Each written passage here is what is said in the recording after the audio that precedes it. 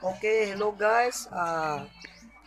Aron kabuntagon mga alas 11:30 ang maong nakita na kong adlaw sa pila ka mga higayon, sa pila ka mga tuig na ang adlaw gi sirkulan sa mong rimbo, no? Atong makita karon na og naa mo sa iyong sulod,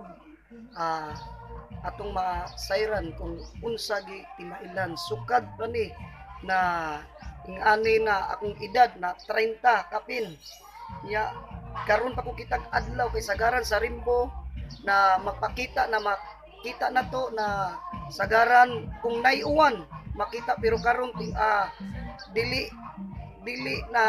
dili ko ka explain kung unsay mga mahitabo akong videohan ng maong adlaw. Pero guys, nandito po natin ngayon. Anak po ba?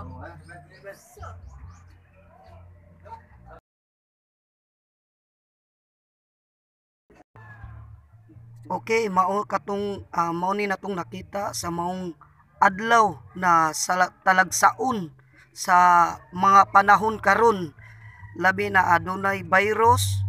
ug suna na akong nahibaw-an sa maong rimbo na magpakita lang kung adunay mga uwan ug karong pertigig inita na nakita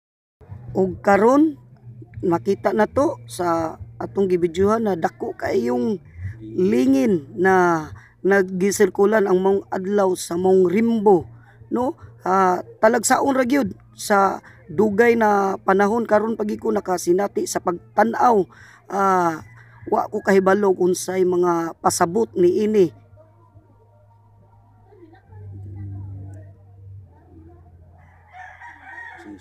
Ug karon atong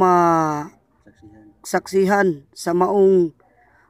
adlaw na gilibutan sa maong rimbo mga igsuon ko sa nakatanaw ning video na dili ni basta-basta mao ni wa ta kahibaw unsay buti pasabot ani salig na gitas Ginoo ug magampo kay wa ta kahibaw sa kalamidad sa mahitabo ni ining mga katuiga mga igsuon ko na tanawa gid makita gini mo perta gi no bisag ang mga panganod no mo ganina nako na kalit ra pud siya ka anam-anam og kawa pero bisan ina na talagsaon ato na masaksihan na kining mga butanga na magampo ra gid ta sa Ginoo ang pagsalig ni gid sa matag usan to ngadto sa Ginoo mga igsuon. Daghan kay salamat sa mong nakakita ning video na once sa Ginoo pag-ampo ra gyud mga igsoon. I-delete